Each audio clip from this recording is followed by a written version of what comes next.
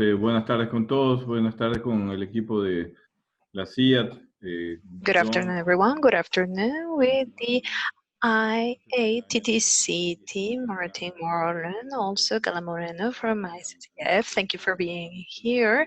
TUNACONS team, Jose Luis, all of the group members, thanks for your time. Thanks for being here in this seminar on good practices, good fishing practices, where we're going to be talking about important topics for the activities you're carrying out.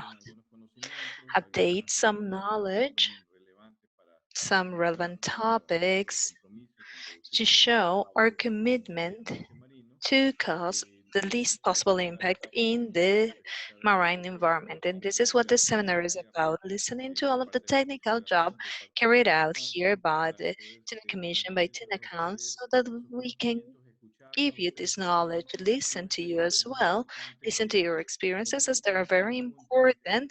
So it's good for you to ask questions, make comments with no fear at all. Each and every one of the topics we're going to be presenting for you to be able to better understand or actually provide us with suggestions, because lots of your knowledge is useful to us for actually making changes or generating new ideas to reduce the impact in marine ecosystems. So, I forgot to introduce myself. My name is Guillermo Moran, and I am TUNACONS director, and I am in charge of this project and as part of the 5 companies. So, have a great day today. Let's listen to the IATTC people and experts here. Ask questions, make comments. This is going to be very useful for us to be able to update everyone's knowledge. So thank you very much, and let's move on with the agenda. Guillermo, thank you very much for your welcoming words, and on behalf of the IATTC, I would like to welcome these participants. We've had during the morning a very productive meeting, and I'm sure this session is going to be just the same as Guillermo was telling you. Please ask, interact, comment with us, with all of the participants in the best possible way, because actually your feedback and your comments are very, very important for all of us.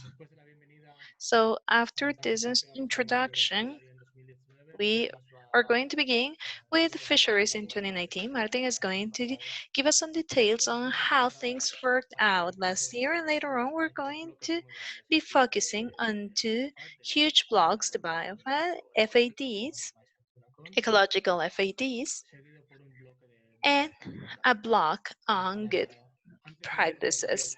Before the good practices block, we're going to have the cooperation of Dr. Galamoreno from the ICCF, who is going to present a new design that's being tested in different oceans with different fleets with apparently promising results regarding the material use, costs, and the biomass relation. Jose Luis will also be talking about the processes and advancements regarding material treatment with natural products, and Jose Luis will also be talking about good practices. We're going to finish with a revision of this IATTC resolutions, especially those having to do with FADs, biodegradability of these FADs, and best practices. So hopefully we'll have an open section by the end of Q&A so that you can actually answer to a questionnaire the IATTC has prepared. I am going to tell you that we have an online form. You can access it through this link. Later on, I will put this in the chat. So you would just have to click on the link and it will take you to this page where you just have to fill in the different fields. And in the end, you have the submission button. You click submit and it will be submitted to us. So gotten answers of people who were here during the morning.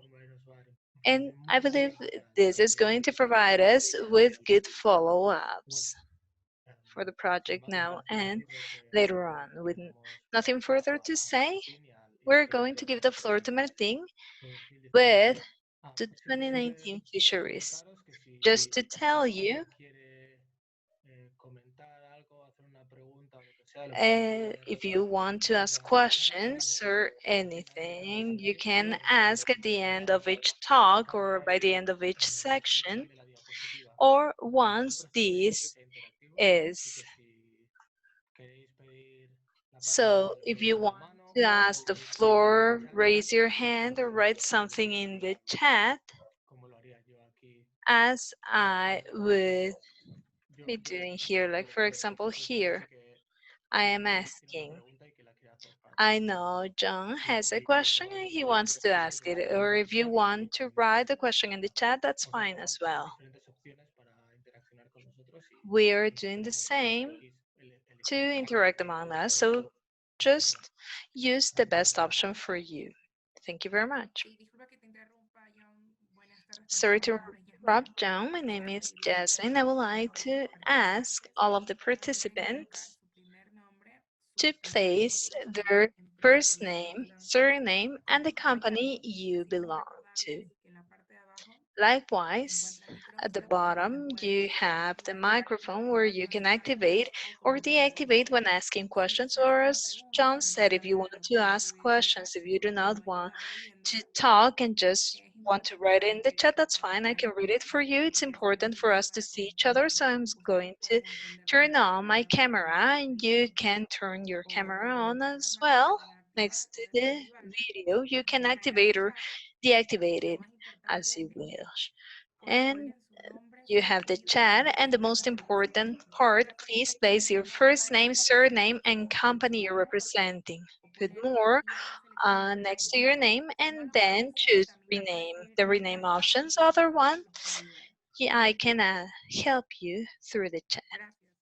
Thank you very much. So the floor, I'm giving the floor to Martin. Martin, good afternoon. Good afternoon. It's great being here with you again. Thank you for the invitation. Thank you, TUNACONS. As you know, the Commission is participating in several activities in Ecuador for a while now. I began these captain workshops about 35 years ago, I believe, and we have enjoyed a lot and we have actually learned a lot from you a long time, and hopefully we'll continue doing this again. We're here to learn more than anything, and hopefully we will be able to listen from you and make some progress. So this is a very brief summary. They asked me to speak slowly, so because of the translation, it's going to be a little bit difficult, but I'm going to try.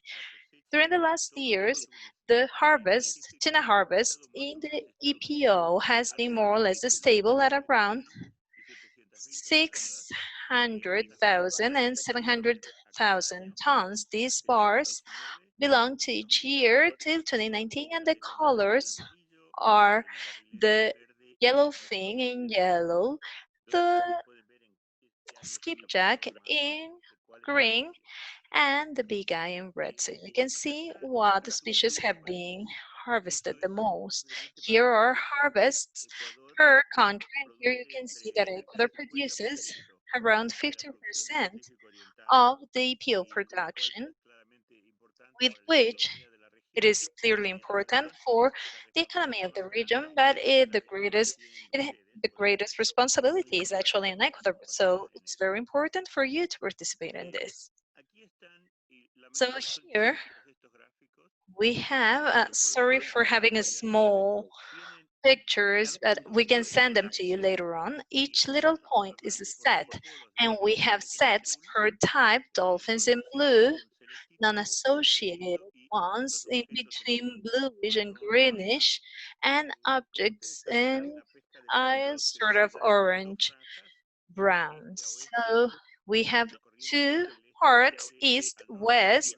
The current goes from east to west on the north and south of Ecuador in the map, so you can clearly see where the Galapagos are located, well separated because there is no fishing in the protected areas, and this fishing works during the first part of the year from January to April. The vessels go down through Peru, not all of them, and they fish in the hot water current that comes here, where tuna actually comes. And so at around May, that fleet operating in Peru goes all the way up. They raise their pads and they start fishing initially close to the Galapagos, and then they move west from the Galapagos to reach 150.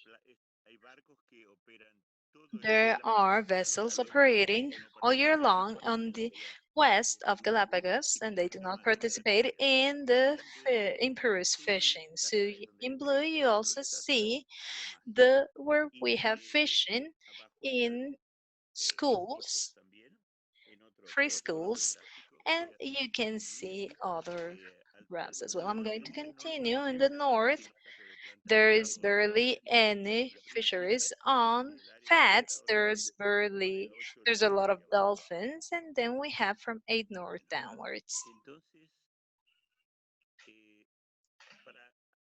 So, to show the species with highest production, we have the skipjack with the highest fishing volume, and in between 2014 and 2018, there was great concentration near the Galapagos, a little bit in Peru during 2018, and here I wanted to show you towards the west, an area that before was barely used in between 150 and 160, where the Commission's jurisdiction ends. Before, we barely had any fishing, and in the last 5-6 years, it has been established as a very important area with high skipjack harvest and some big eye as well, which is a topic of interest because this is one of the species that can be relatively close to a situation where we need to handle it.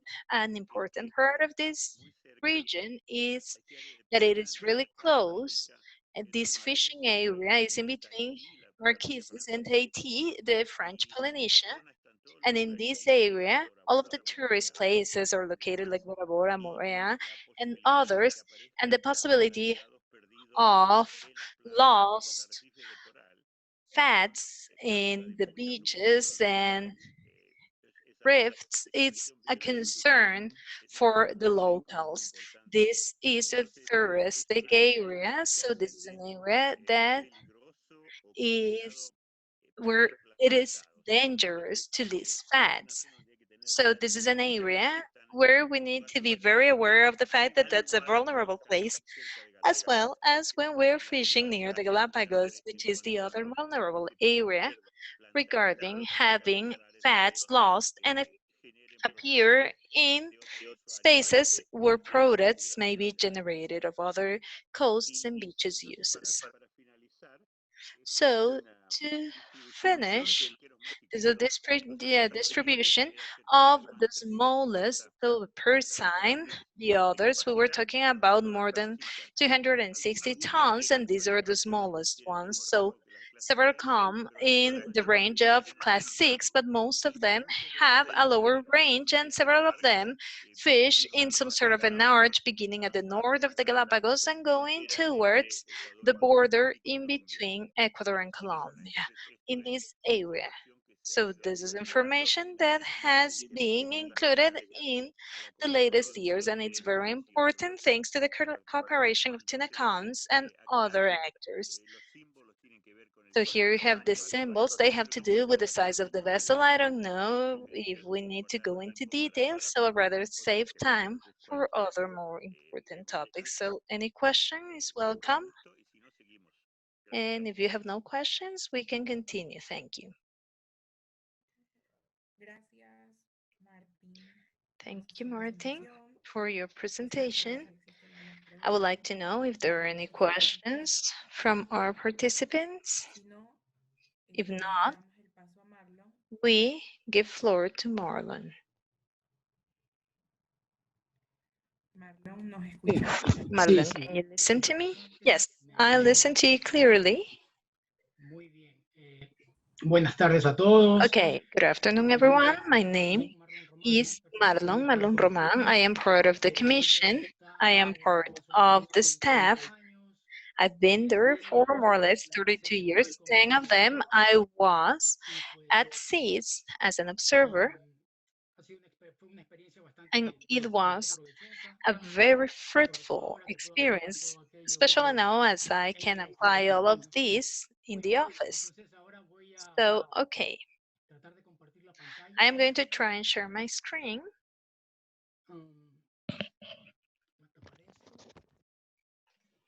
I'm going to cover this.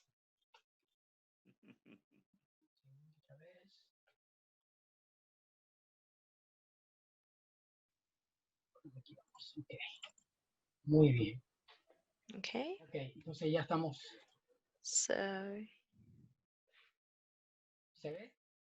can you see it? Yes. Yes, Marlon, we can see your screen. Okay. So, what I'm going to be talking about this afternoon is about the progress on testing biodegradable materials and prototypes for tropical tuna at fishery. So several of you are familiar with this project. For sure, you might have used one of the 3 prototypes.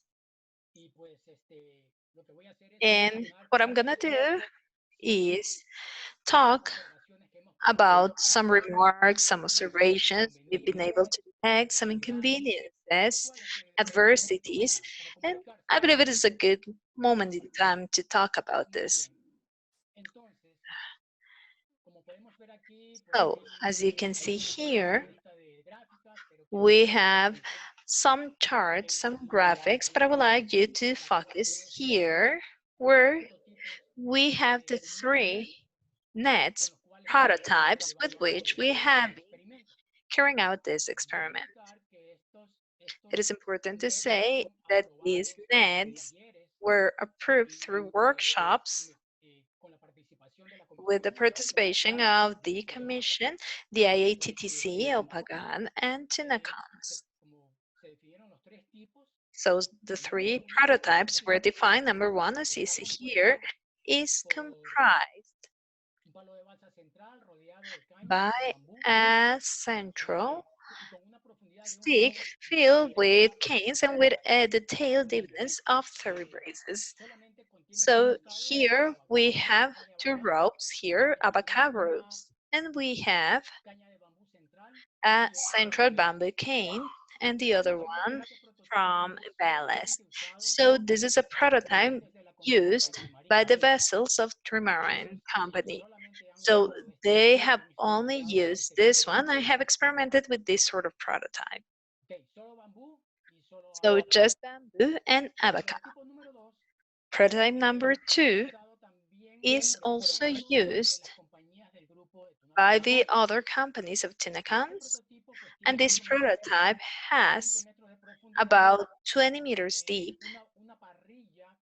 a grid with the difference of number 1, which is like a hot dog, and here we have a grid, a bamboo cane grid covered with abaca fiber, and it has 3 sails.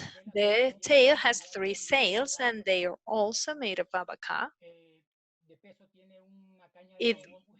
As weight, it has a bamboo cane with holes filled with ballast, I believe some sand and some pebbles as well. So this prototype has been used a lot by the companies of TUNACONS.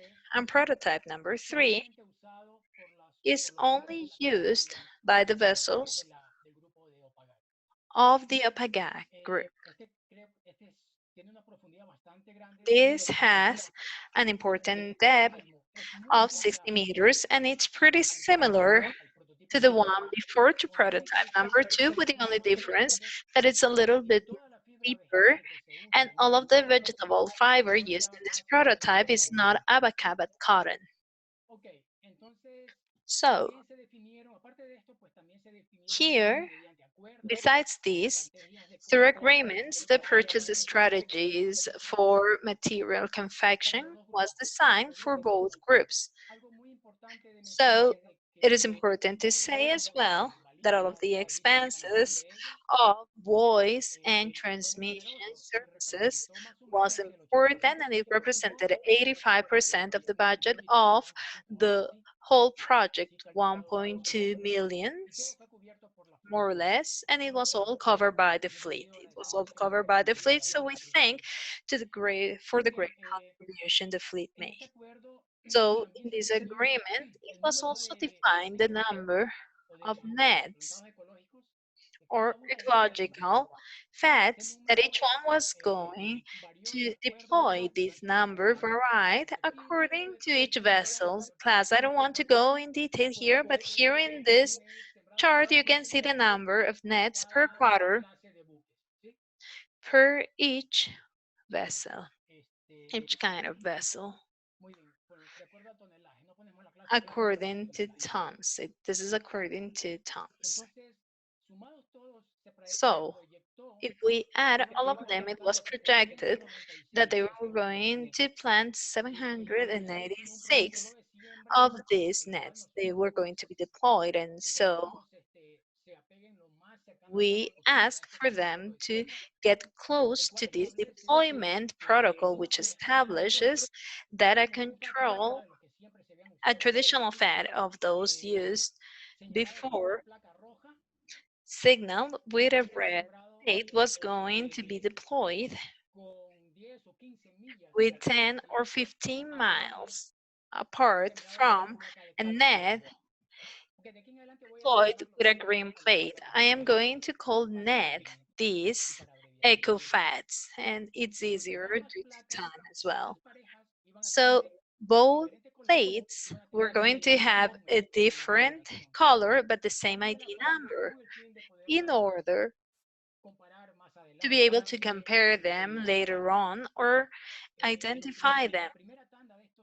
The first batch of these net and control pairs were deployed in September last year, more or less, and the last deployment was reported at the beginning of September this year, so they have been there for a year so far. In between the adversities, there were some, like for example, at some point, a traditional pad was deployed next to the net. So besides the pair, later on, a net was deployed next to a fad. So there were some times where the crew found a floating object or a float and drifted fad, and they would stick a net to it, and some deployed nets but adding bait to it. So finally, if by some reason they changed the radio buoy either from the net or the traditional pair, they changed it. They changed the buoy, but they didn't replace the mark. So it is important for us to adjust and stick to the deployment methodology, not to eliminate these net from the analysis, because to summarize, basically we didn't know who aggregated what. If the net added a fish, if it was due to the bait, if it was due to the net stick to it. So it is important to follow the protocol that's been established. Here we can see the form that observers fill in every time an interaction with a net happens, when it's deployed, when it's encountered, when there is a set made. So from here you can see we take all of the information to carry out the analysis. We have our cooperator, our coordinator in Manta in Ecuador, is who enters all of this information in a database for us to be able to analyze this. This is a complex task. Going there, visiting observers, etc., to collect all of this information that we're gonna be providing you with later on. So we have a lot of collaboration and it's vital. We have two more forms, as you can see, the upper one and the lower one. In both cases, they are filled in when an observer, whether from TUNACONS, TIC, or the IATTC or a national program, is not on board. So it is very important for the crew, in this case, the upper form, for the crew to fill in all of this information for us to be able to collect it. In the lower form, this was designed for vessels of the trimmering company. As most of them are English speakers, we created it in English, and it needs to be filled by the current case of an observer not being on board or someone else not part of the BIC or not being on board, as those endorsed by the Western Pacific Program. In this table, we're now going into the deployment per class, vessel class, prototype, and group organization. According to our data, so far, 443 nets have been deployed, TUNACONS 367, and the program 65. There is one left, but it was deployed by a vessel that was not part of either of those two groups, who found the net, took it on board, and threw it and redeployed it after 1 or 2 days. I don't really remember the date, but it is there. So, this number of deployments also includes redeployment.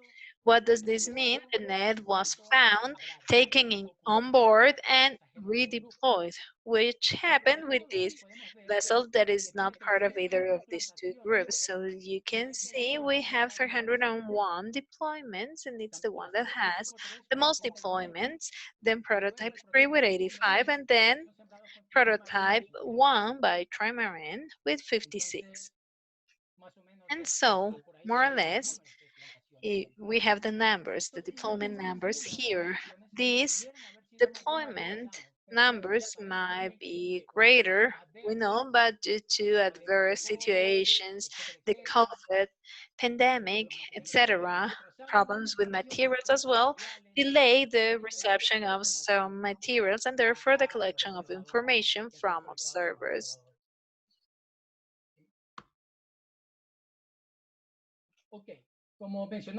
So, as we mentioned before, 443 nets were deployed. Together with them, 435 herd control FADs were deployed. The numbers changed due to redeployments, and prototype 2 is the one that has had the greatest number of interactions, 301 deployments and visits, and catch per set. Here, the catch per set is 23.5 in prototype 2. This is the average. However, prototype 1 has the greatest catch per set, 86 metric tons per set. So we have 5 sets made. But this is the catch per set. Once we combine all of these nets, this gives an average catch per set of 34.5 tons, which is a little greater than the catch per set registered by the herd control FADs, which was 30.4 tons. So prototypes 1 and 2 also showed a probability of set similar, which is 9%. So this means there was one set every 11 deployments. So this was a little bit less every 7 deployments. It was less than the per control fats, which was 14%. This means one set every 7 harvests or less. So this chart might seem a little bit complex because of so many numbers, but I want you to follow me so that you can get orientated. This presents the condition of the materials, of NED's materials after being deployed. And it shows the drift time in groups of days. For example, we have 3 groups of days. 1 to 30, the first one after deployment, then 31 to 60 days after deployment, and more than 60 days after deployment. Likewise, we're also going to see that each cell has different grades of codes of condition. These codes were ranged from 0 to 6. Sorry to interrupt you, Marlon. Please, a little bit slower. Remember, we have translation, so try to go a little slower. Yeah, sorry about that. So we were talking about condition codes. Code number 1 equals amazing, great condition. The 3, the middle code, means the material was in good condition and in the cohesion with the materials was relatively firm. And code 6 means the material was in the worst possible condition, very bad, with little or no evidence of this presence. 0 means that the component was present but was not observed by the observer. The non-applicable ones mean different things, not related with the condition, but they didn't allow the quantification of the condition. In prototype 1, we can see only 7 observations. The materials seem to be in good conditions after 2 months at sea. It is important to say, and this, that the highest drift time observed in this prototype was 151 days, about 5 months. Prototype 2 had 78 observations, and its components showed, in general, very good condition after 2 months of soaking time. In this prototype, the highest soak time seen in one of these nets was 131 days. And prototype 3, with only 6 observations, but it is the one that has shown less durability. This is used by the OPAGAG vessels. Most of these nets were in pretty bad conditions or would disappear after 2 months of being deployed. Among the adverse situations we see on the condition of this material where, for example, in the first one, there was a weak connection in between the grid and the tail of prototype number 1. Here we started talking with trimaran fleet heads, and we agreed to add a nylon rope that will support the tail in case it gets loose from the grid. A very specific instruction was that this rope must not interfere or ease the job of the tightening rope, of a cat tightening rope. And second place, it was the fast wear of the canvas of prototype 3, which was cotton. So we recommended to improve the quality and improve the thickness of the canvas because in former tests carried out in Panama, we were able to see that this canvas lasted tops 53 days in water.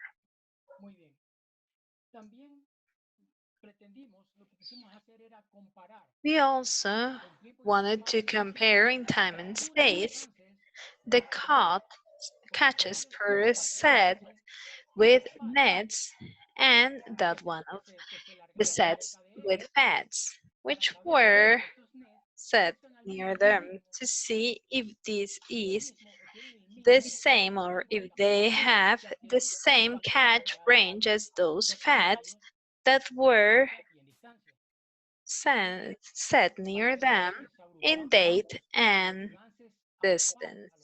So we link this to fats carried out at around 60 miles and with a difference of about 7 miles. Okay, so these fats are marked around the nets. They are marked in blue, and the nets are marked in green, as you can see here with my mouse.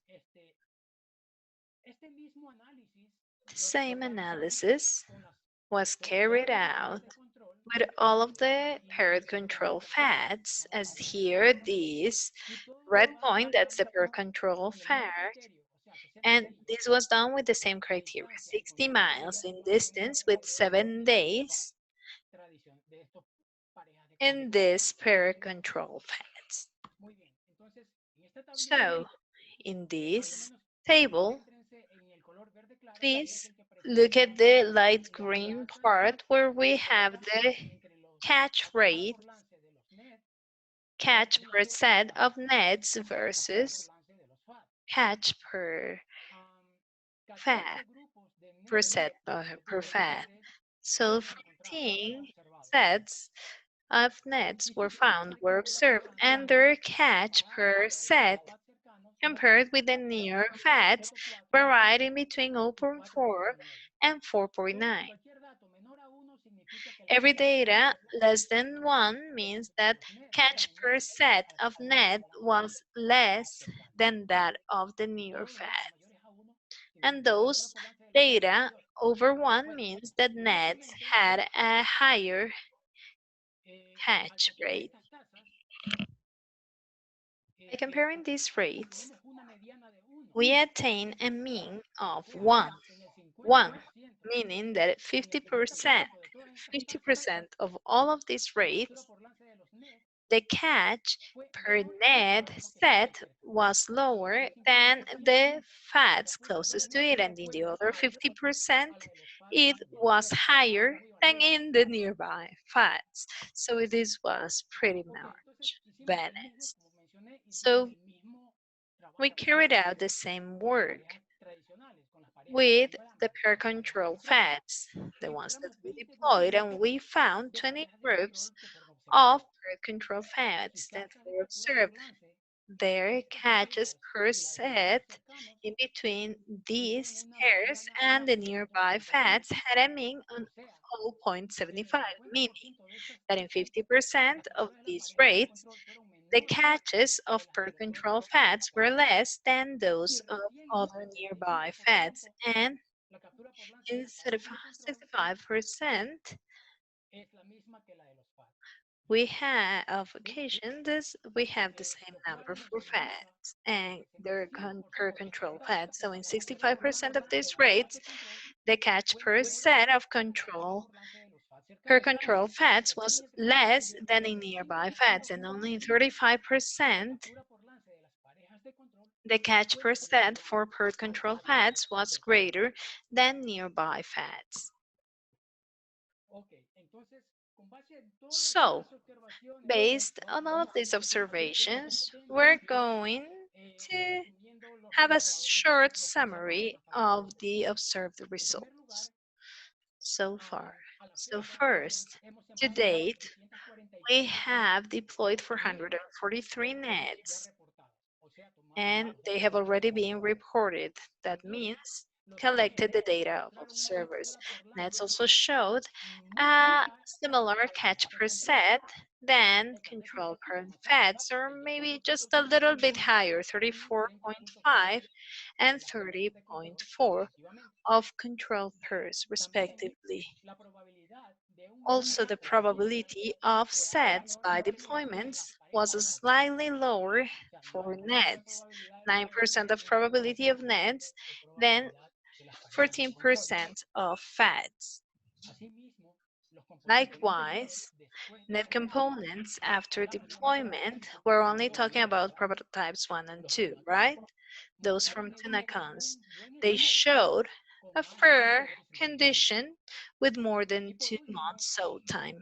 And finally, the catch per set was higher and lower in similar proportions of traditional fats and nets in that are closely set upon.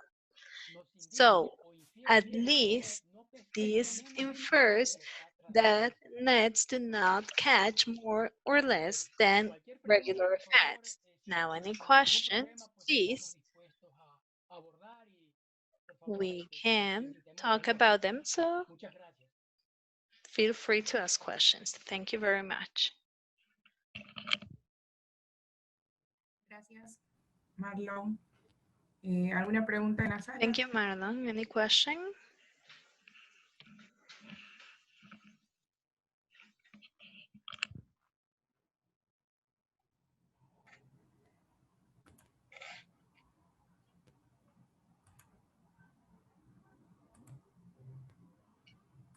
Si no, lo pueden poner hasta en la encuesta. If you want, you can put it in the survey as well, or you can just write it down in the chat as well. Sí, fuerte y claro. Hello, can you listen to me? Yes, loud and clearly. My name is Sejo G. Clement. I remember in the 2018 meeting in Manta, I believe August 15,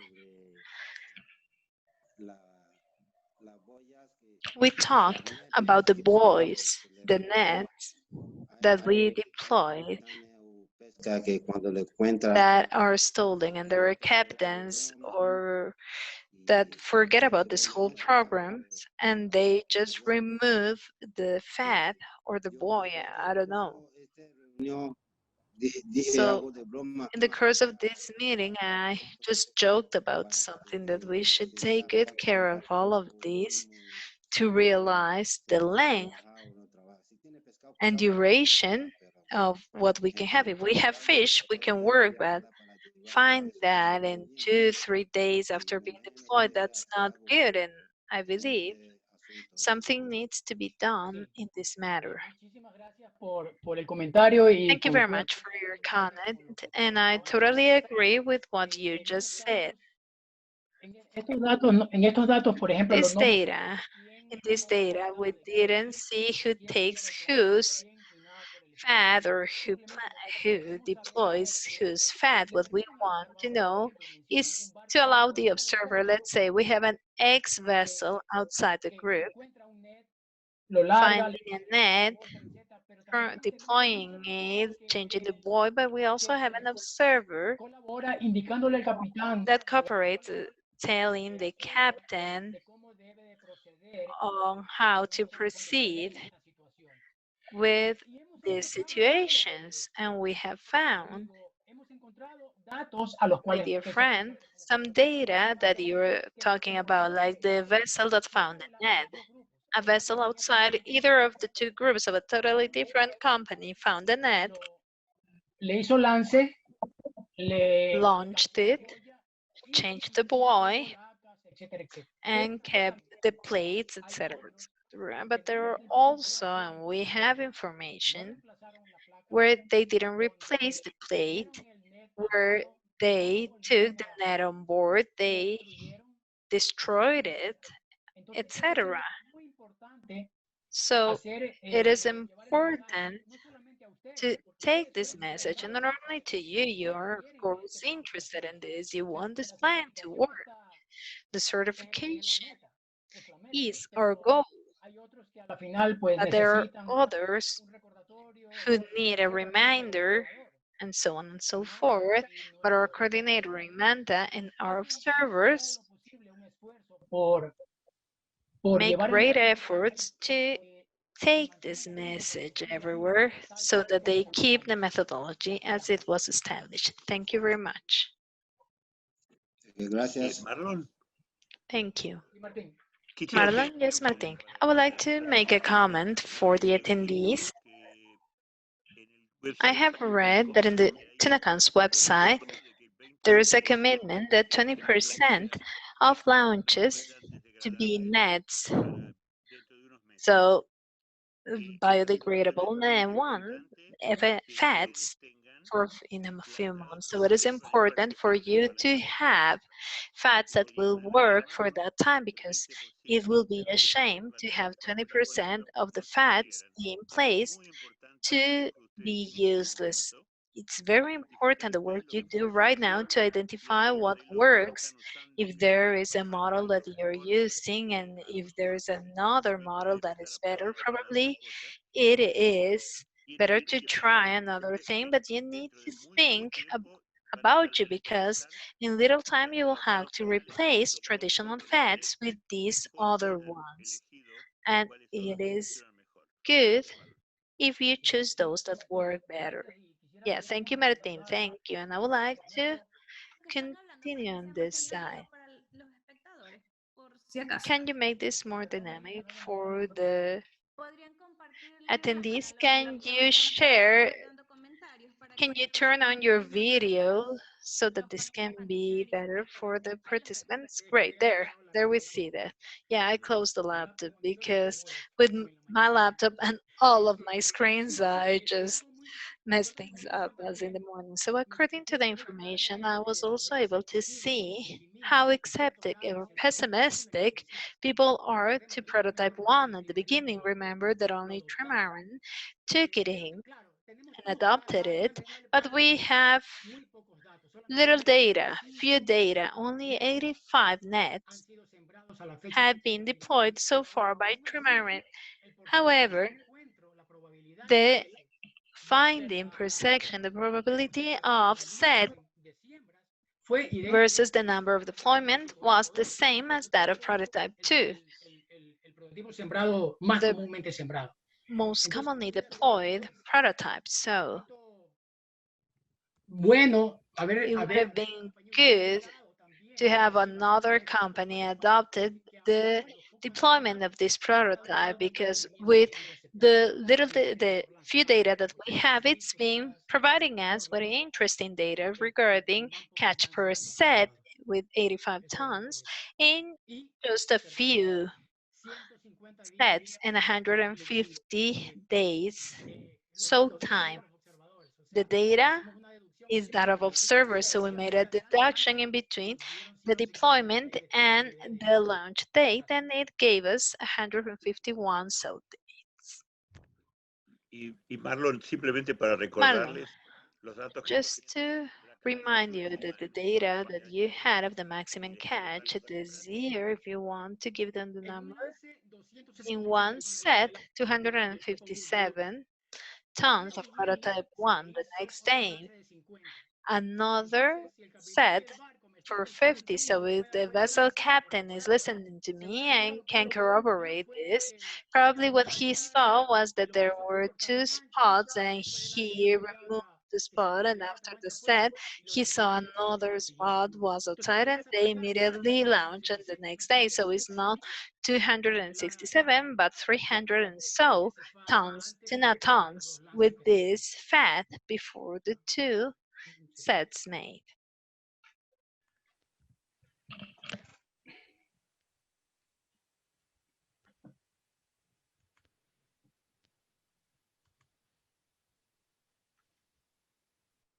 Bueno.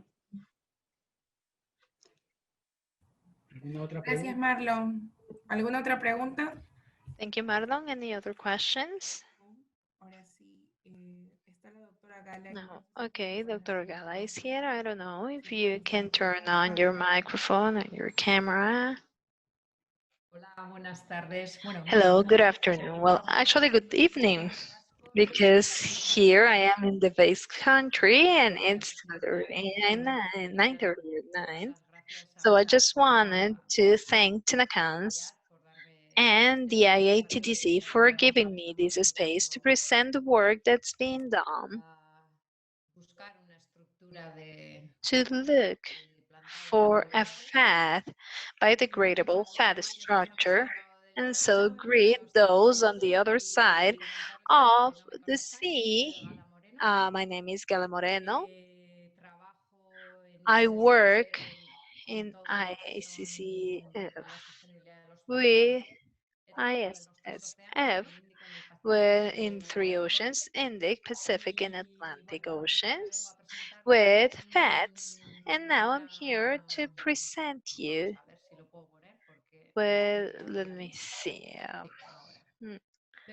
I have a little trouble here, but anyway, I am presenting work with the cooperation of fishermen, oceanographers, and scientists from the ISSF.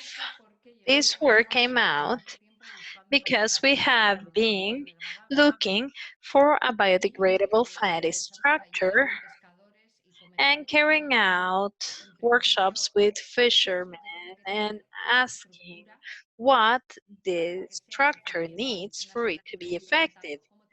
The structure of this fat, the design of it, what characteristic it needs, because fishermen in all of the workshops have repeated 2 characteristics.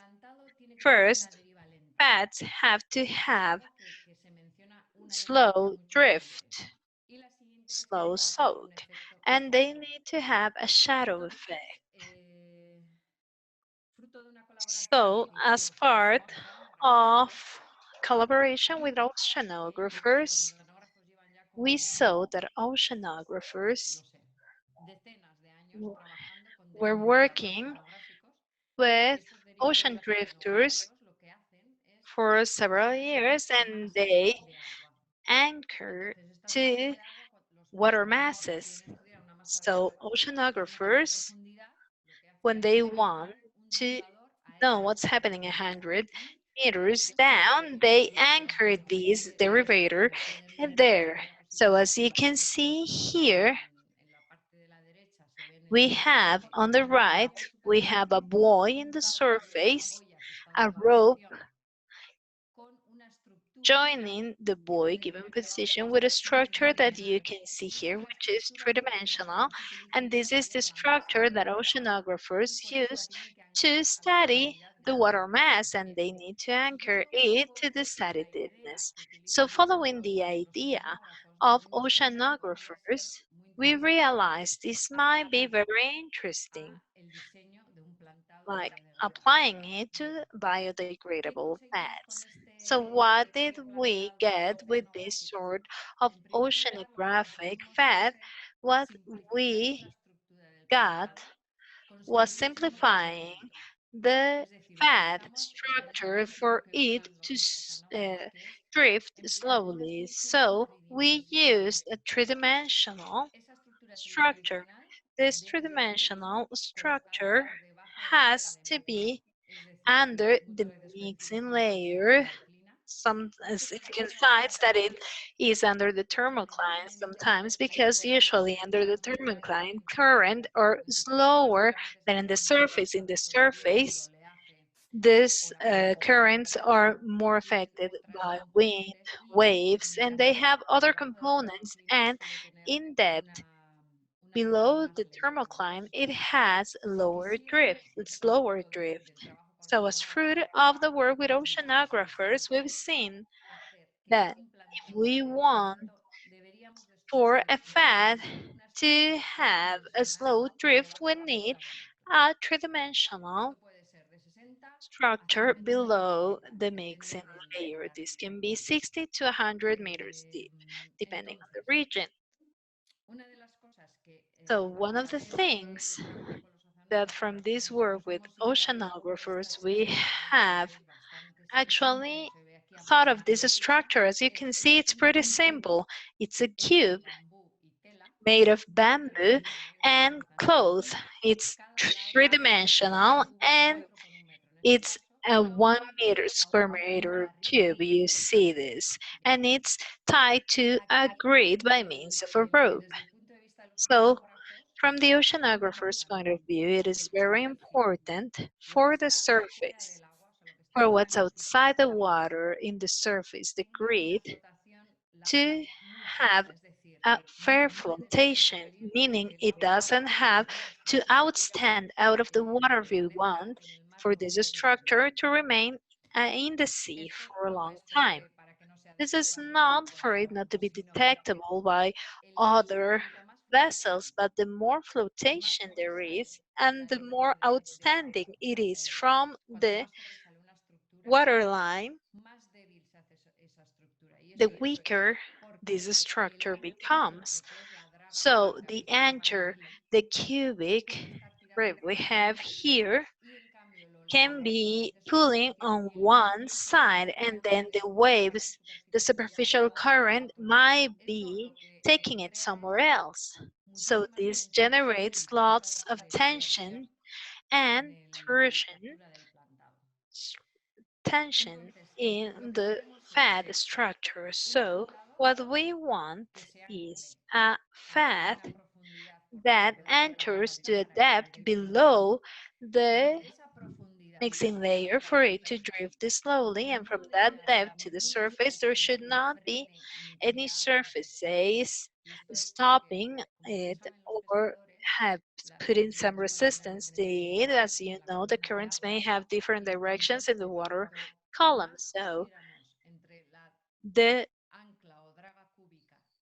more we have, like, I mean, if we have a component stopping or being used as a dredger, we would be weakening the fat.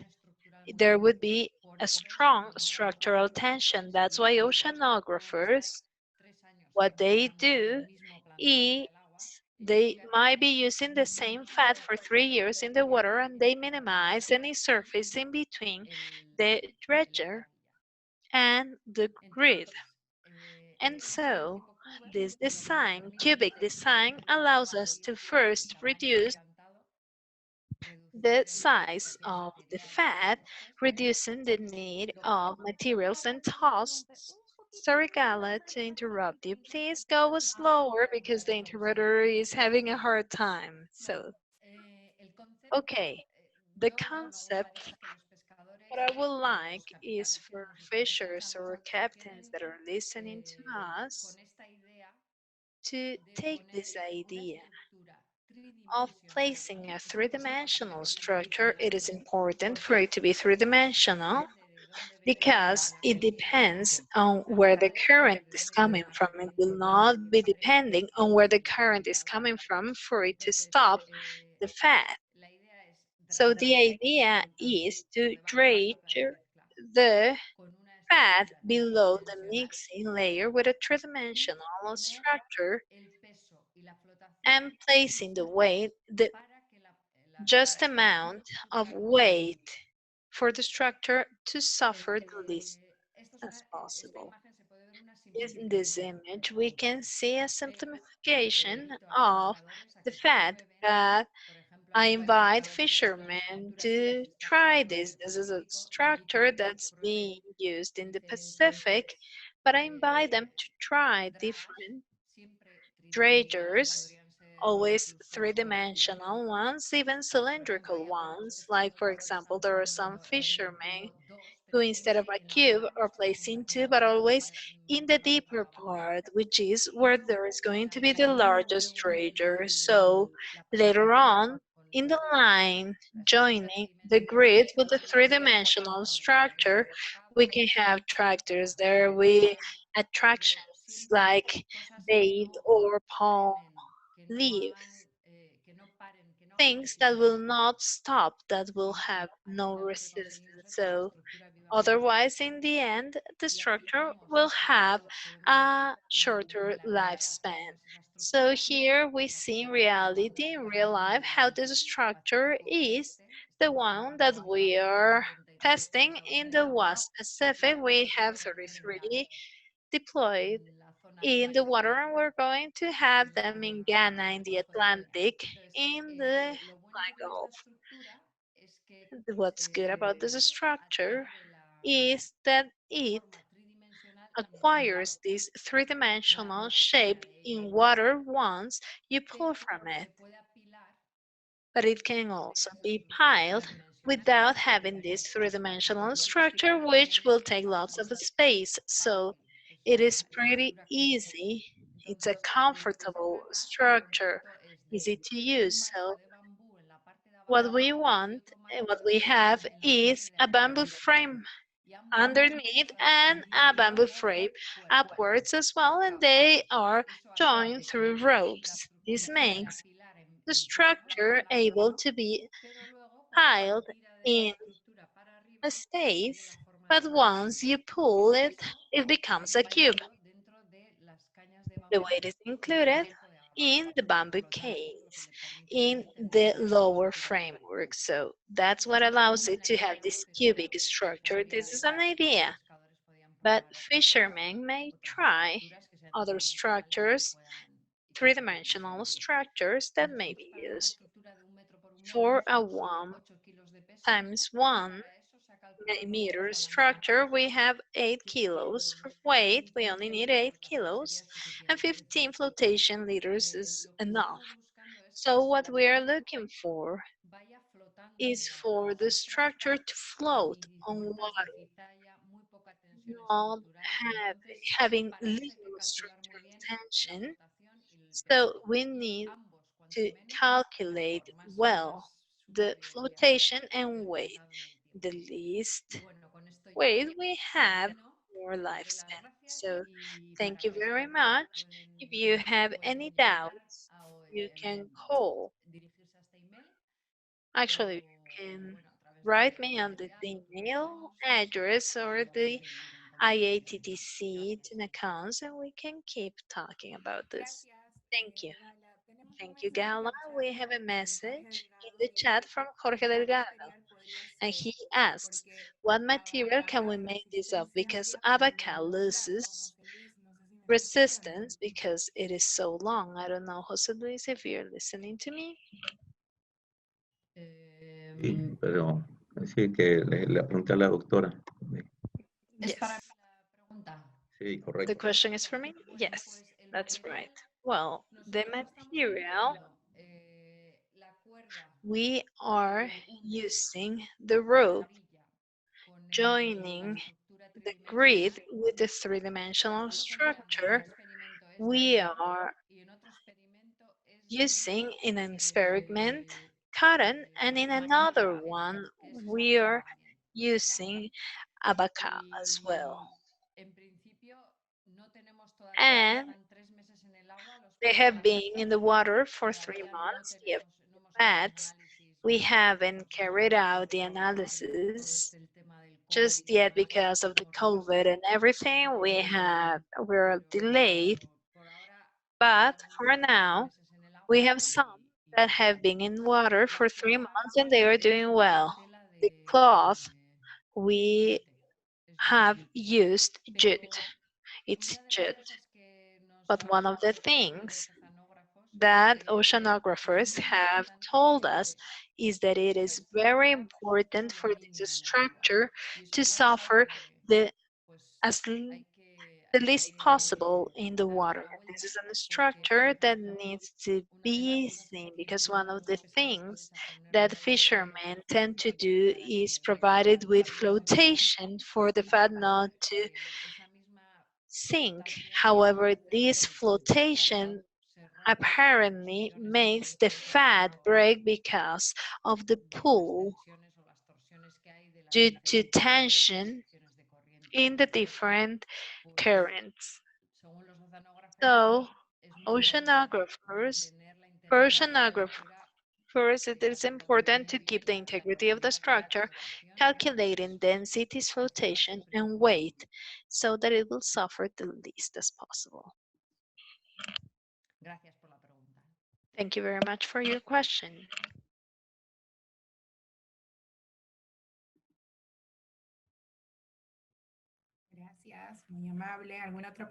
Thank you very much. Any other questions?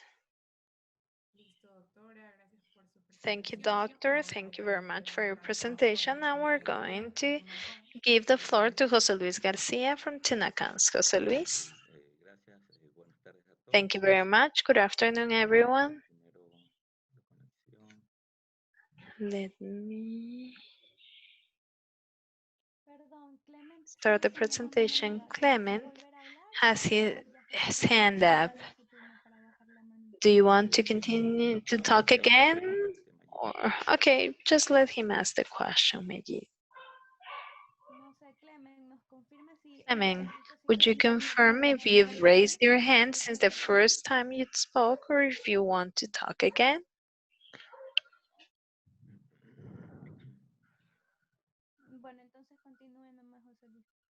Okay, so carry on, José Luis.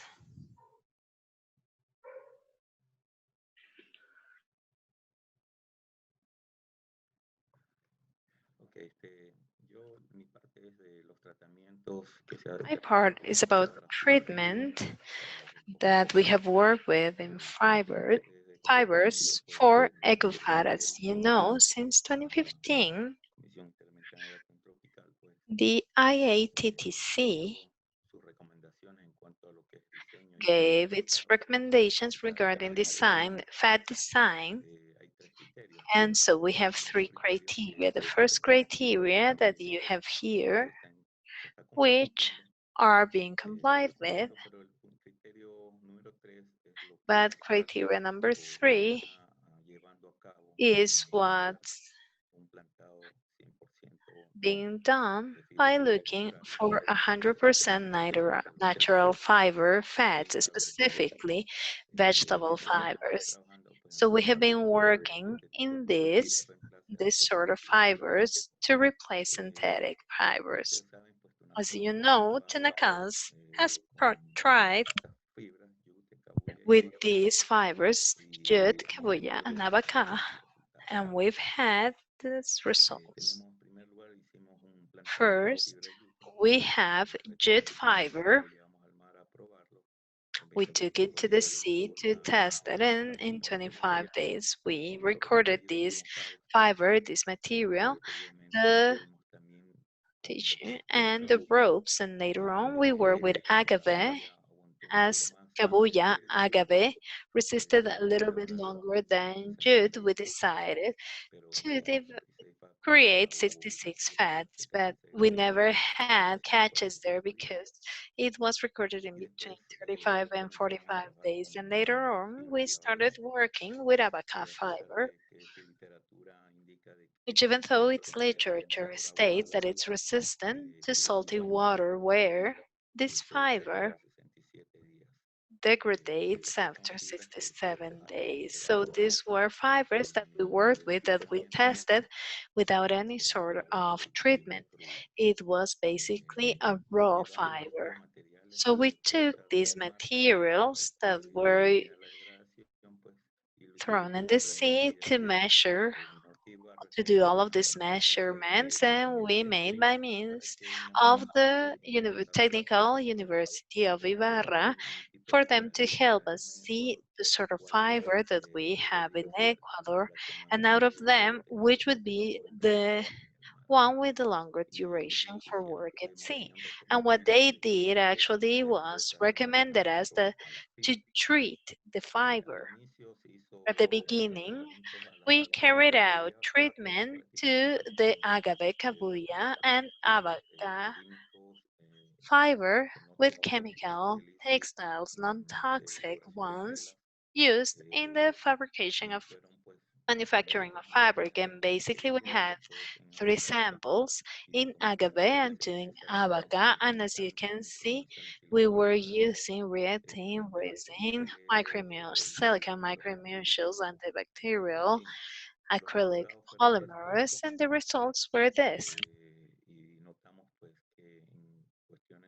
And we saw that based on the days, basically at 45 days, all of these treatments carried out to the samples were degraded. Here in the lower chart, you can see the percentages. So 90% by 45 days, 90% of these treatments degraded, and fiber had 90% of degradation. The sort of fabric we used here is the taffeta one, and this is a simple weaving, as you can see here in the vertical area, is the one that has the widest support because it works based on tension. And so we have the woven in the horizontal wave. Here in this video, this is a short video where we saw this was at around 45 days, disregarding of treatment. Only with the hand you could see that there was a degradation of the fiber. The fiber with the textile treatment.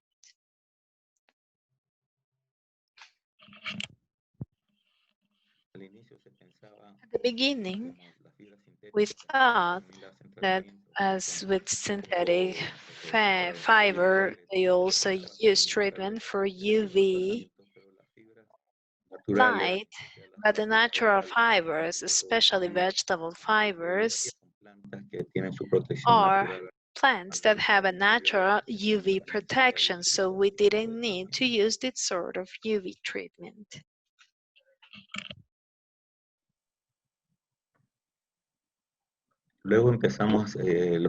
Afterwards, the first treatments we carried out in the abaca fiber was with palm oil and fat.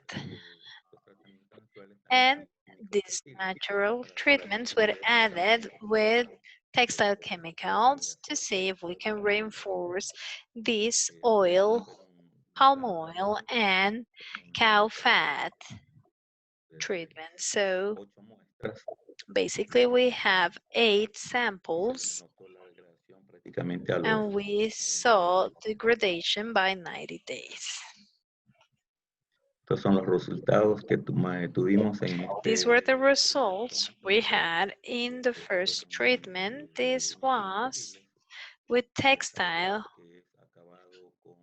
chemicals, and this was with palm oil plus antibacterial treatment. And here we also have the finishing with beef fat, and the degradation percentages were different. Practically the best one was that with animal fat, beef fat, where the degradation percentage had not reached 90% by day 90, not as before that by day 45. The degradation percentage with other treatments, the fiber was degraded. So then we went into a second part for treatment of the fibers with sangre de drago. This is an extract from the Amazon jungle. We also used fish oil. This was requested by the fleet heads, and also natural rubber. We carried out treatments with sangre de drago. They were tried at sea as well as the one with fish oil. This was carried out in one of the laboratories at the university. Practically, this is the agave process, with the cow fat, beef fat treatment and rubber. The rubber coming out from the trees, 100% rubber, and so we fixed and drained the rubber, and it was also tested at sea. The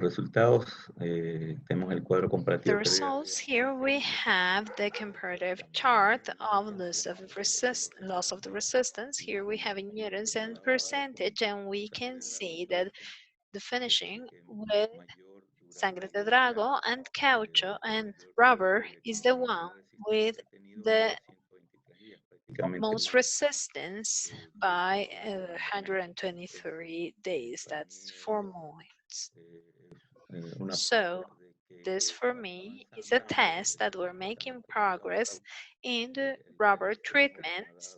This is the one that has given the better results. We haven't worked with fats just yet, but these are the conclusions we have.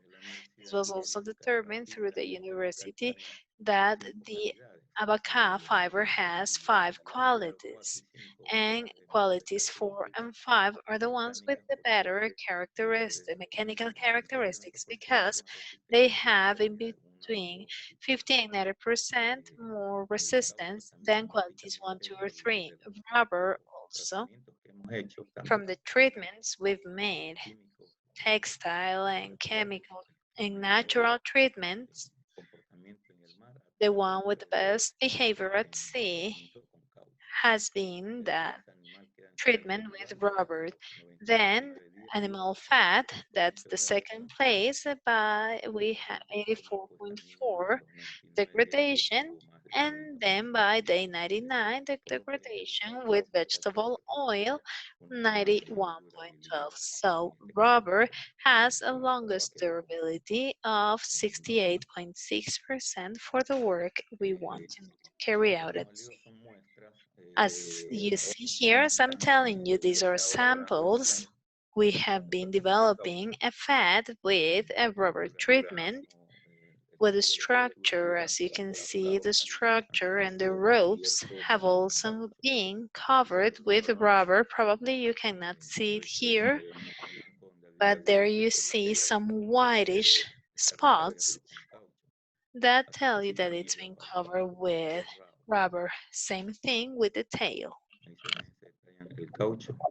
Here you can see the remains of rubber, and the tail also in this case is protected with this treatment.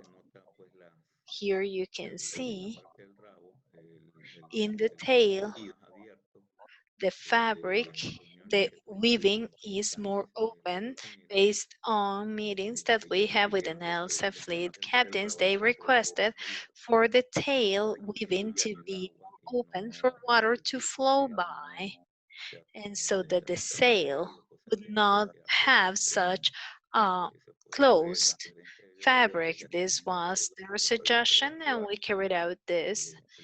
We still have to test it,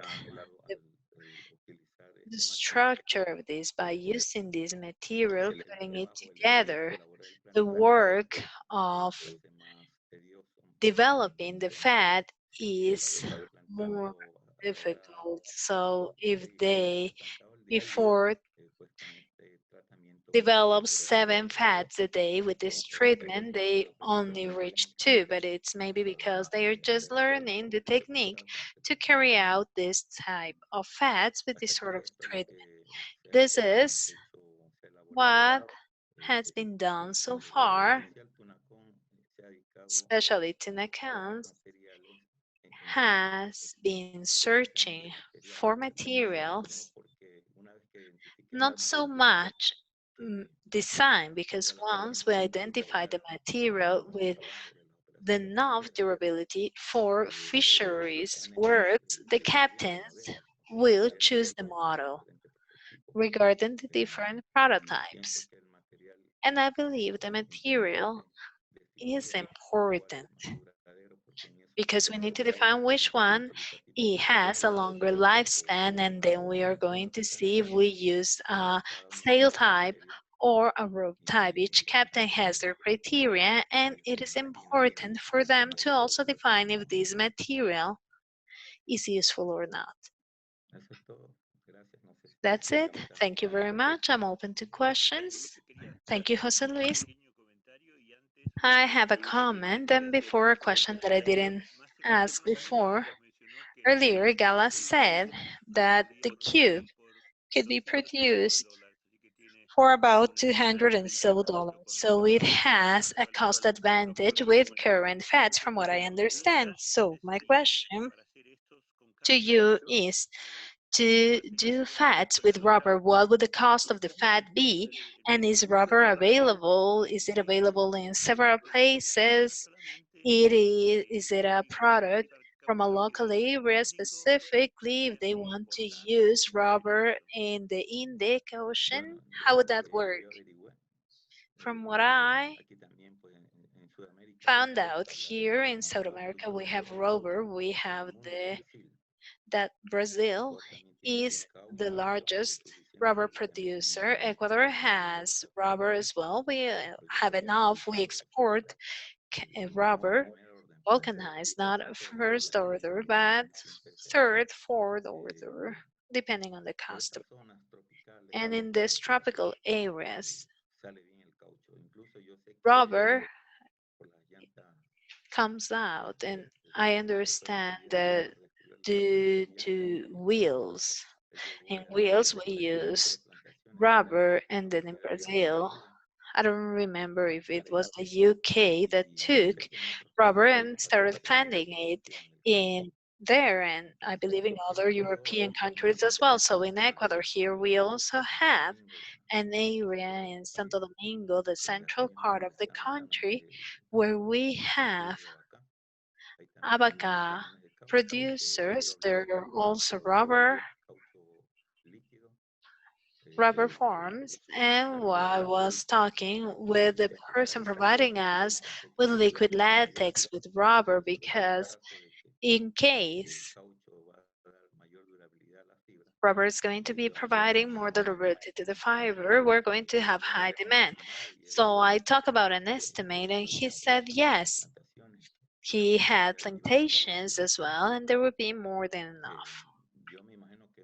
I believe in Europe, there's also rubber. There are rubber plantations. I don't recall what countries have them, but there are rubber plantations. Thank you.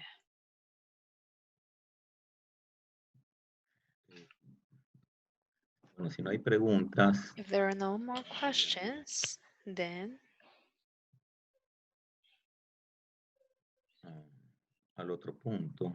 I will go to my next point, which is good practices.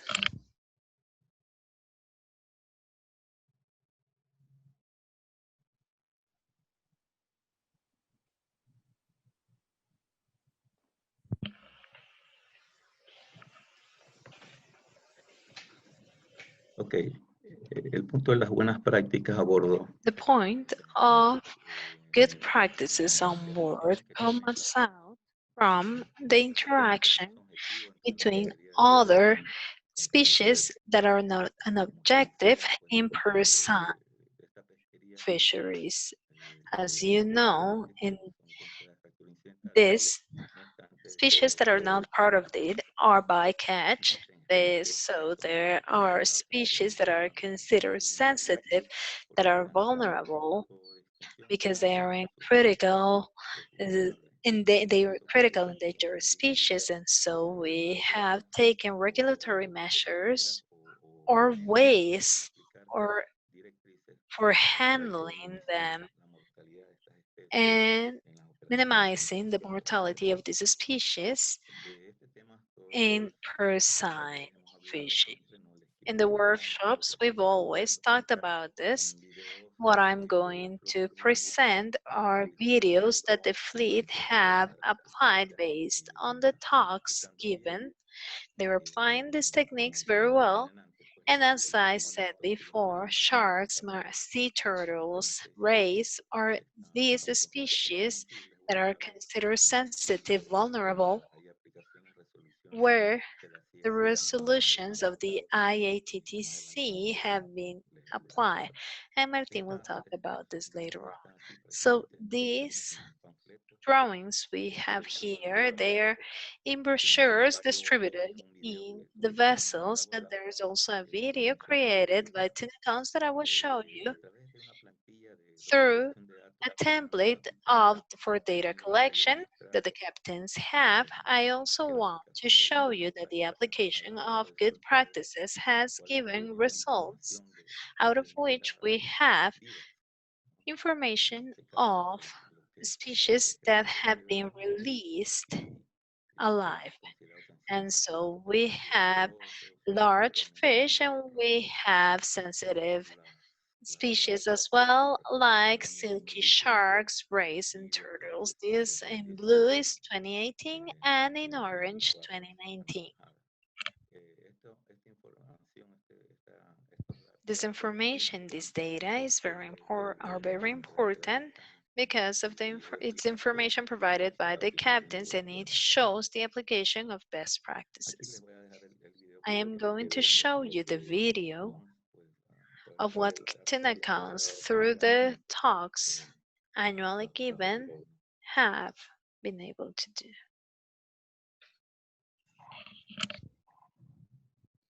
Today, in Crew to the Rescue.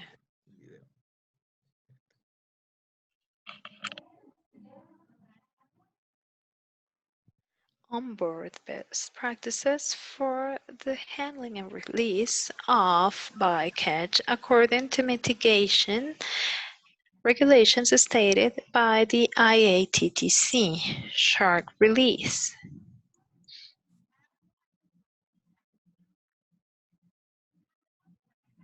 I am very sorry the audio is not well.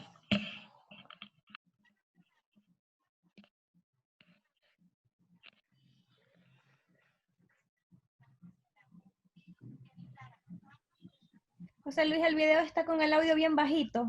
Video has not good. The audio is not good. Okay, please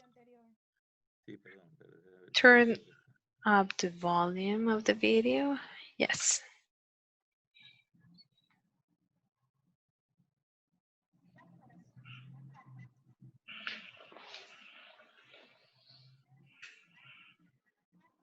Put it in the shadow. Put it in the shade. Cover its eyes.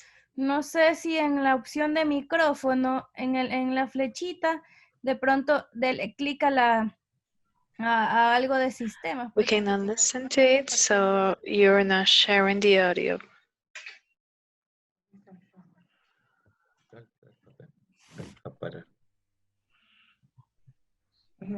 Sí.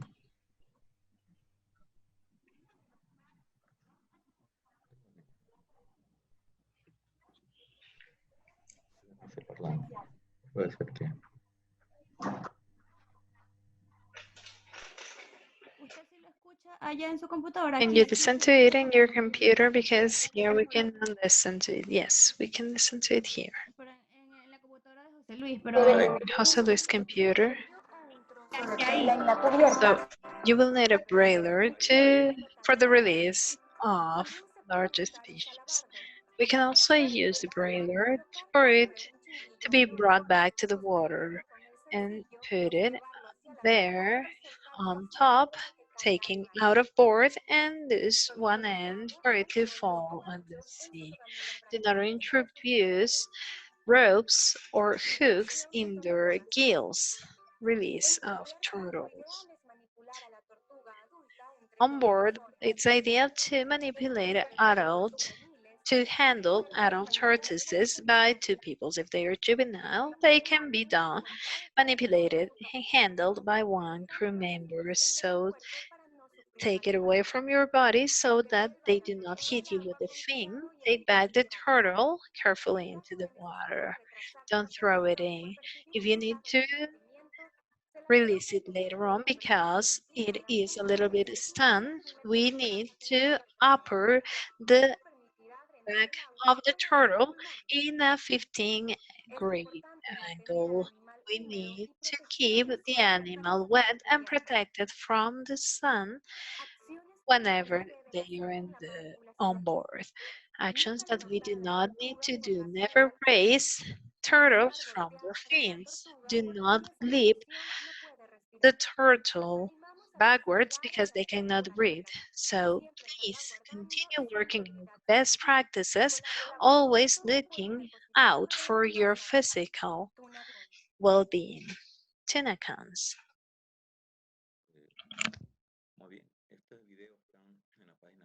Okay, these videos are in the TUNACONS website.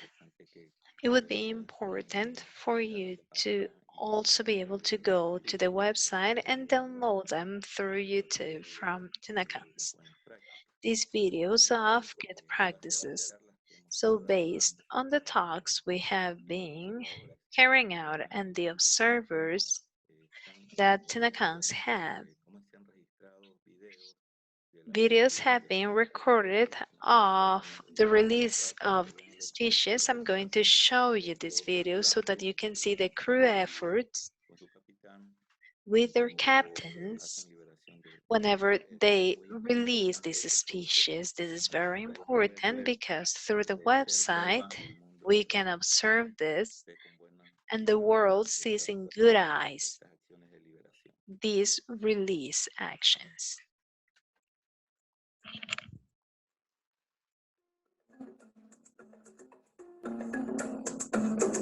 Shark release. Approximately 1 meter long.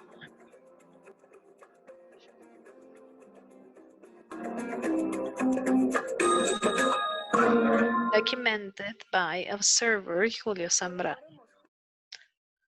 Let's cooperate together. This was from a shark, and here we have a tortoise one.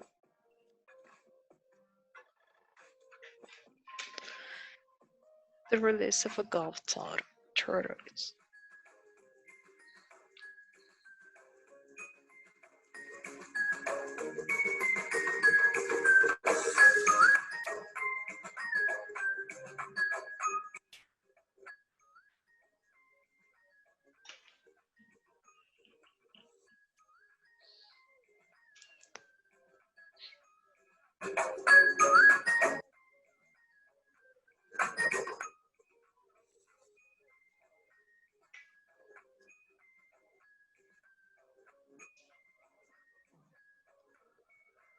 Colaboremos.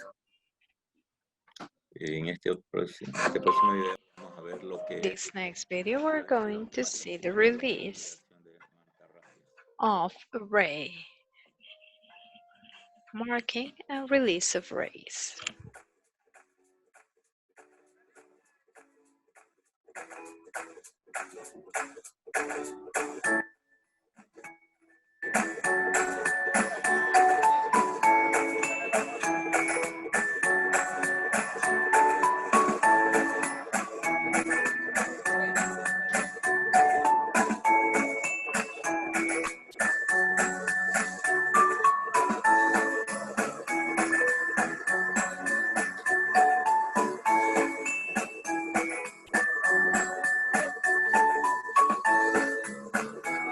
Colaboremos juntos por un ecosistema marino sano. Let's work together towards a healthy sea environment. So these sort of videos show you the efforts of the crew of applying best practices.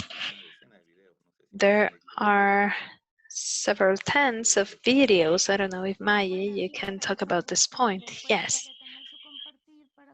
So please stop sharing so that I can share. Okay, let me see. I would like to show you.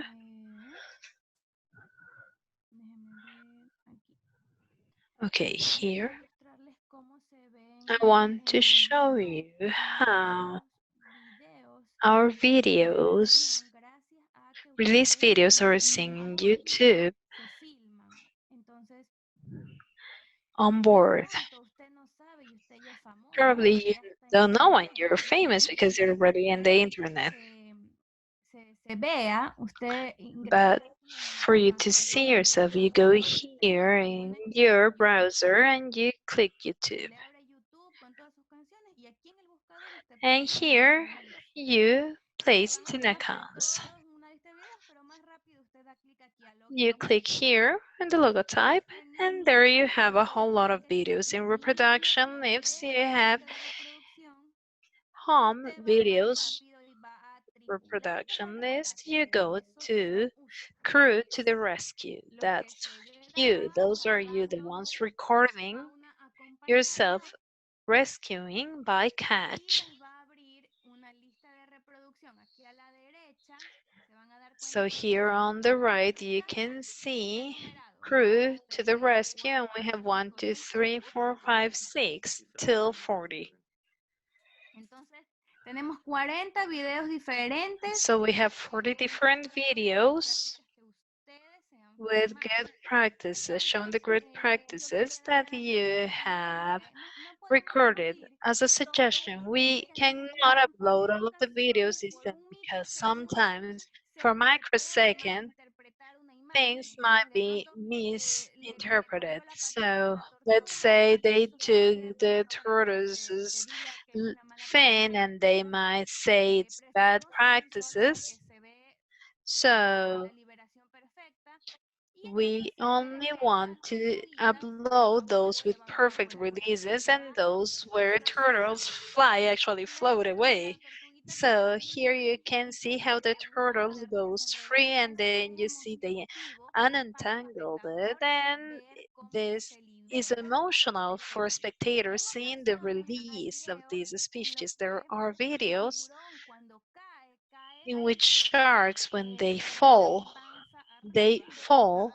upwards with their belly upwards. So in this case, we have had to put these videos aside because this might be seen as if the shark has been dropped into the sea dead. We know it's alive, but we'd rather not publish, not upload this, but those who are well recorded. And in the case of tortoises, same thing. In rays, it is very important.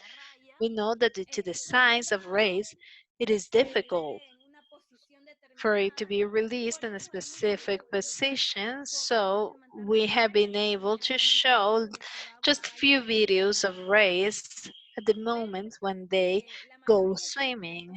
But most of them are here. So if you record yourselves, make a gesture, point and smile at the camera, because this is emotional. They say, wow, this fisherman is doing this in good faith and this is something nice what you're doing, and that's it. With the video I cannot see more, but once you release it, show us like the release, the species, because it's transcendental. Record yourself with the crew, with the vessel. This is important. This is also in the YouTube channel, what you're seeing, and in TUNACONS.com. I see a hand up. Franco Gallardo. I will stop sharing. Franco Gallardo raised his hand. Okay, activate the microphone. Acéptalo, por favor, Please accept it para que puedas hablar so that you can o talk escribir en el chat. or write it in the chat. Okay. Listo, ya está tu micrófono activo, puedes hablar. Okay, ready. You have an active microphone. Franco, you can talk. We're listening. Hola. Ahí volvió a alzar la manito, parece. He raised his hand again. Oh, he muted his microphone. Hello, Franco. Can you listen to us? Or probably you can write in the chat to everyone just in case you're having trouble, but we would like to listen to Franco.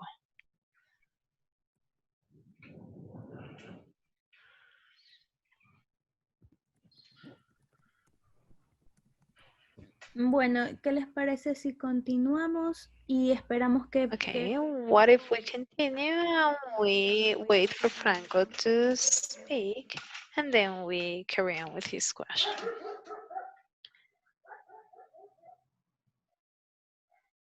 Tiene el micrófono en mute y si está hablando no se le His microphone is muted.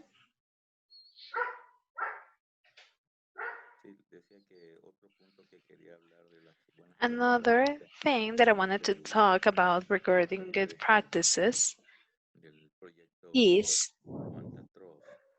the Manta Trust project. This is the Mobulas project with Manta Trust and the University of California, Santa Cruz. This is a project that is within the activities of TUNACONS through its observers. They mark race during the release of these vulnerable species, and we have been working in a memorandum together with Trust and the Laboratory for Conservation of the University of California in Santa Cruz to continue this marking. This project The objective of this project is collecting data on the mobula survival that have been released alive and marked on board of the vessels.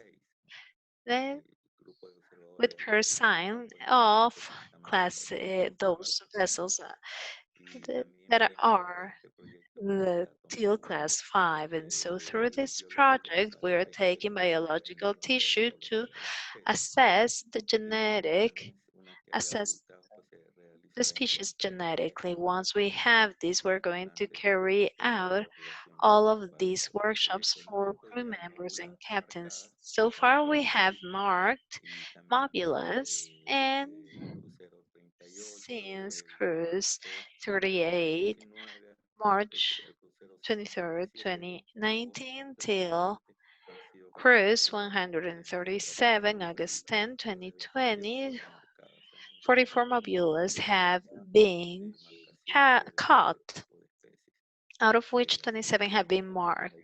So here we have mobulas who have been released with a total number of 66 mobulas. 62 were released alive and 4 were disposed of dead. This represents 94% of releases, live releases.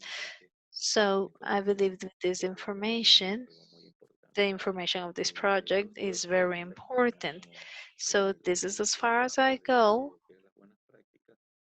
I was talking about best practices. So if you have no questions, we can go to the next point. I believe Martin knows more about this Mobula project. Probably he would like to go deeper on this topic. Thank you, Jose Luis. No questions in the room. I don't know if Franco can listen to us or write. So now I'm going to give the floor to Martin. Martin, thank you.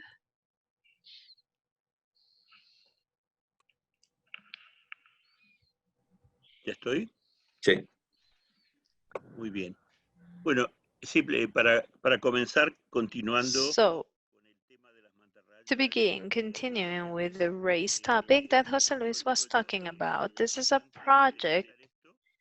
Before starting this, all rays captured were passed as dead because the techniques were having a hook through the gills underneath the rays or getting a rope in between the fins, and they were very bad practices, so we consider them all to be dead. And thanks to this project of marking rays that last for 30 days, we see if after the release they survive for 30 days, and so the mark delivers information to the satellite. And so whenever best practices are used and the fishermen in the area are actually coming up with new practices, looking for alternatives, different options of doing things, and you're actually better for finding practical solutions at sea, like putting a grid on top of a brailer, and that will make the release better. And so before we had 100% of deaths, now we know that 60% of them are surviving well. So we're reducing the negative impact of an important species. So before we talked about best practices, the countries have regulations, organizations like ISSF, the Marine Instruction Council, and others have their things. And so the Commission works with resolutions, and the resolutions are measures approved by all of the countries per consensus. So here, proposals can be made but on behalf of organizations, countries, scientists, groups, NGOs, industry groups. We discuss them technically, and then there is a voting. The countries decide if they are going to be set or no? And if so, if they are enforced, then we need to go into compliance, and this is reported to the country. So those in charge of setting the things, setting the resolutions are actually the countries, not the Commission. So in general, releasing all of the bycatch, these are species that spend several years before reproduction. They have few eggs, like they grow slowly. Tortoises start reproducing at 20-25 years of age. Sharks and rays 10-12 years, and they only have few babies after that, so they are vulnerable. So besides protection of protection, this it's also forbidden to drop plastic bags in the sea. And this is a trendy and hot topic as well, but some turtles species actually confuse these plastic bags, those bags, like for example those that are have salt or anything, and they actually think they are jellyfish and they swallow them, and so that's they drop dead. So we need to keep them away from the sea. With sea turtles, release them as soon as possible. If they are entangled in FADs, we wait for the unentanglement, and even though this is not their own fad, this is important because for the image of the program, that we have a vessel that stops and actually lowers a small motor engine boat, and this looks good because they go and help them. So the turtle, the below, this is very bad from the point of view of the population, so we need to release them and make up the efforts to do so. So rescue them from the prison before the launch is difficult. So if we have those entangled ones, sometimes they are taken up to the board and then they are released. But before, some some of the turtles have gone through the snatch block. We do not have to do that because otherwise the turtle will die. They sometimes go in coma because of this, because they have been a lot time without breathing. So we need to leave them in the on board for a while, a little bit, with a little bit of an inclination so that they can have some time to actually get them better. We ask them to make these efforts in sharks and rays in Punta Blanca Oceanic. We have rays, and it is forbidden to keep them on board, to take them into other vessels and store them. And if they reach the port because they were there in the storage because they didn't see them, like for example this oceanic white tip shark, then they need to be turned in to the authorities. We shouldn't take out the fins. We need to turn in the whole shark.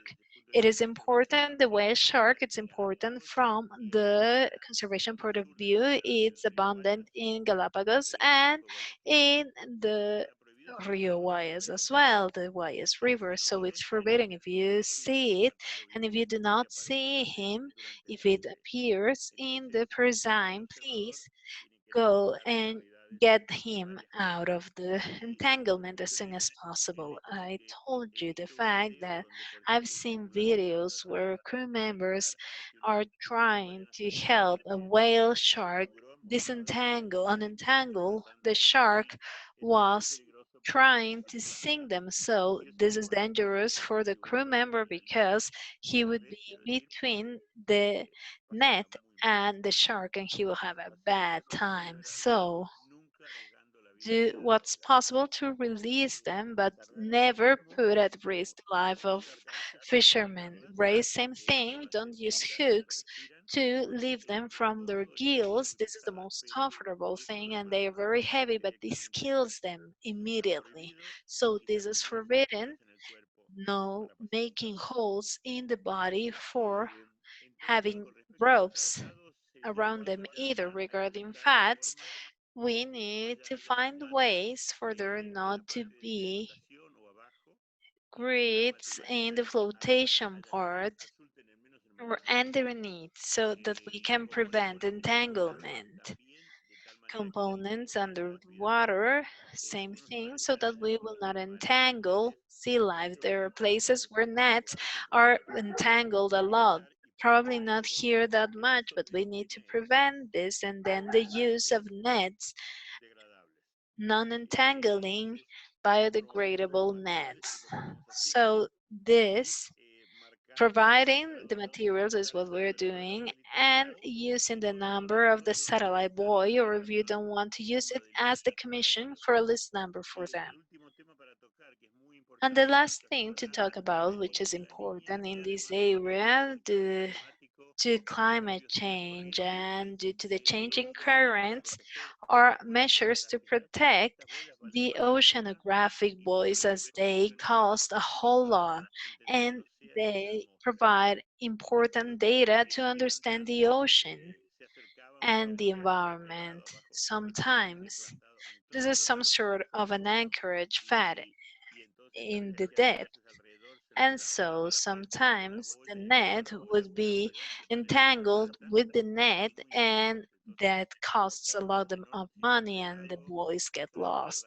So if it's entangled, cause the least harm possible. Do not set more within 1 nautical mile, and we do not need to cut the line if it's anchored, and do not bring it on board unless it so is requested. So in the past, they took the buoy and they released afterwards so that tuna would be separated and they could actually seine it. But this is bad for the buoy, don't do that. So this is very fast. Are the resolutions of the commissions. This is mandatory from the commission's point of view. So before finishing, I would like to thank you for caring for the observers in these difficult times. I know that several companies are making great efforts to keep safety of and health of the crew members, but we thank the fact that observers are included in this. This is very important for us to continue with the activity. As Jonas said at the beginning, we're available whenever you want. John, Marlon, me, and also the people from Amanda, Eric Lergacha, Francisco Roballo, these nets,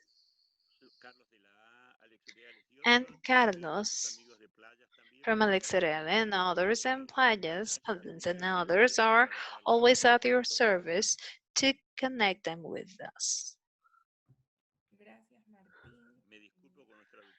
Sorry for the translators.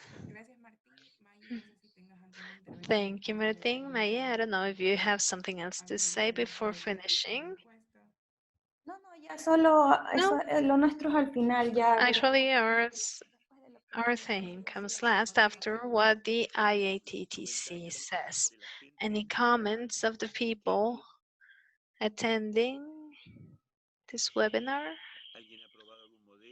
Has anyone tried a model? Do you have any experiences with the nets? What was good? What was wrong? What do you like that more than other ideas that are being tested right now? Bearing in mind that there are going to be some changes made in a close future. Dame un segundo, Martín, que les explico el tema del formulario. Martín, I'm going to talk a little bit about the form, and then we open up for discussion. Segundos y veo que incluso la gente... Here the people says that they have no questions, but we will give them some time, a few minutes, for them to think of any additional questions that might arise. And we're going to use these 2 minutes to explain the form. I am going to give you the link in the chat. Someone says that someone is sharing their screen. Martin, can you stop sharing so that I can share mine? Yes. Okay. Okay. We have the link in the chat, but this link is going to take you to this website where you will fill in the fields here, some questions that we have. They're about biodegradable projects and all of the good practices components. And finally, you just click submit. Most questions are optional as always. We do not want to push you into answering things that you are not comfortable with. So as always, only the first questions are mandatory to get to know your years of experience, the flag of your vessel, and the others are more optional. The others not mandatory, let's say. I will stop the sharing. You've seen the website. So now I am giving you a link. The link again, you can find it in the chat box, and we will send the link to all of the participants so that you can have it. We have already gotten some forms, about 10 actually, the participants of this morning, and we keep getting more and more. So if you can, once the workshop is over, it will take you about 10 to 15 minutes to fill it in, and this will help us a lot. Jasmine will also send us a PDF version for those cases in which it's not possible to fill the online form, the people who might have connection inconveniences. But from the IATTC, we'd rather have you use the link because the data will automatically go into a database.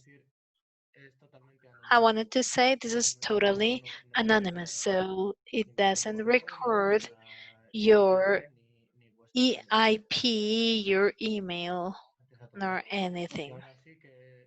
Thank you all very much. So after this couple of minutes, if anyone has any comments, any questions, if anyone wants to say something about the material, the prototypes being used, the idea that Gala has presented, any ideas that you might have on animal release, come on, it's now or never. Ask your questions. Actually, now we're in the survey, but better now. Anyone? No? Those who are online from their offices or in the distance. There's a question, I believe, in the chat. It says, good afternoon, I have a question. In the form, I want to write down my name, but I don't know how. It's anonymous, so the form is anonymous. No one needs to put their names there, so just go and answer it. I have a question here. Is it enabled to, I don't know, there's a question where you can fill in the blanks. Maybe there you can write your name, but it is anonymous. This is anonymous for everyone to feel more comfortable with once they are asking. If you have a great idea, you need to take credit, so write your name down. Y si es alguien que hace una pregunta que quiere que le And responda. also, anyone a question that wants to be asked individually, just write your name down so that we can ask it. That's right. Well, due to time constraints, we have our translator with her minutes down. So we ask the crew members, please don't go, just give us a couple of minutes more to talk about TUNACONS, but we thank you and we want to say goodbye to Gala John Martin Marlon. Thank you very much for giving us your time. We know that with the time schedule is kind of different. So when will we have data from the BioFADs? Gala, are you still here at 11 p.m.? For you? Yeah. Actually, we just get the data. We haven't yet analyzed them. We just got the data from the voice companies that send us the trajectories, and I believe that by the end of the year we will have results with this first prototype of the cubes. Later on, as I've said before, things do not or are not perfect at first. We will have to improve this first prototype for sure, add something. I don't know. The idea is to keep getting better with every trial we make, as with every experiment. So by the end of the year, we would like to have the results ready. Thank you very much for your question. Bueno, entonces, well, podemos dar por terminada. Now we can finish this talk. People from TUNACONS, please stay here. Now, thank you to the people from the IATTC. Hopefully, we'll have you back soon so that we can have you face to face later on.